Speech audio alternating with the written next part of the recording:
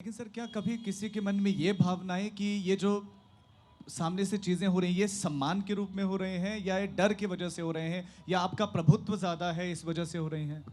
भाई साहब, डर वर जो है ये शहरों के चोचले हैं। गांव में कोई डर के नहीं रहता है। किस बात का डर? क्या खो जाएगा उनका? किस बात का डर? और वहां पर कोई अगर डराता है 10 लोग खड़े हो जाते हैं वो डर दूर करने के लिए। ये तमाम सारी दिक्कतें वहां हैं, उन गांवों में हैं जो बहुत बड़े हैं और शहरों के करीब हैं। हमारा जिला सिद्धार्थनगर है, बहुत पिछड़ा जिला है। अभी बहुत ज़्यादा इतिहास पुराना नहीं है जब वहाँ बिजली आई है। मुश्किल से मेरा ख्याल है 10-15 साल हुए होंगे। टेलीफोन की सुविधा, वो सारी चीज़ें, तो आधुनिक चीज़ें वहाँ आई हैं। उसी हिसाब से गांव की समरसता पर भी असर पड़ा है। पार्टियां आई हैं, हिंदू मुस्लिम करने की कोशिश की है।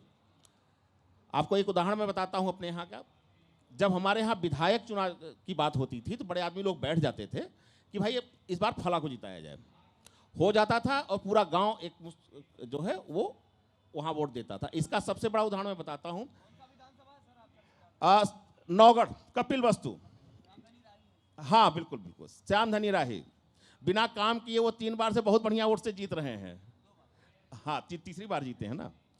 तो पहले धनराज यादव थे। धनराज यादव जनता लहर में हारे थे।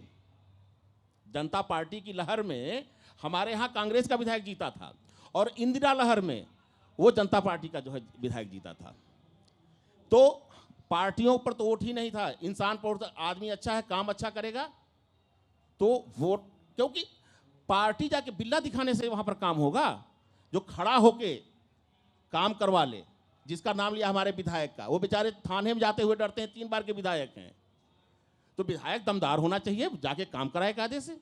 तो हमारे यहाँ पार्टी अच्छी, देखिए सॉरी ये राजनीतिक तरफ जा रहा, लेकिन बस एक लाइन में, इंसान देखकर वोट होता रहा है, पार्टी देखकर वोट नहीं होता रहा। क्योंकि यही हमारे साथ रहेगा, इसे हम पकड़ लेंगे। ये हमारे गांव में हिंदू मुस्लिम और दलित और ये नहीं करेगा।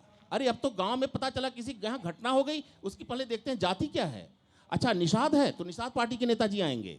ओहो अच्छा ये यादव है तो समाजवादी पार्टी के भाई साहब लोग, रहनुमा लोग आ जाएंगे। जात देखकर तो अब आपके तरफदार हो रहे हैं। लेकिन मैं पहली किताब मैंने जो लिखी है, इसका उद्देश्य यही था कि सरकारें आएंगी जाएंगी, पार्टियों का वर्चस्व बढ़ेगा। आज ये है, कल को और हो गया। आप सबने देख ही लिया, मायावती की सरकार रही है, अखिलेश की, मुलायम की, सबकी। हमारा गांव तो वही रहेगा।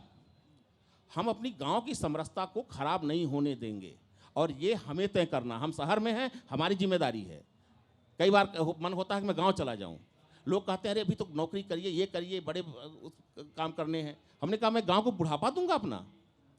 तो हर आदमी ये सोचे, उसे अपना गांव, पहले घर आंगन बचा ले, गांव बचा ले। इससे बड़ा कोई काम इससे बड़ा उद्देश्य किसी का नहीं हो सकता है कि गांव की समरसता। क्योंकि गांव ही है ऑक्सीजन। शहर में हम लोग यहाँ बैठे हुए हैं इन लाइट्स में, लेकिन ऑक्सीजन हमारा गांव से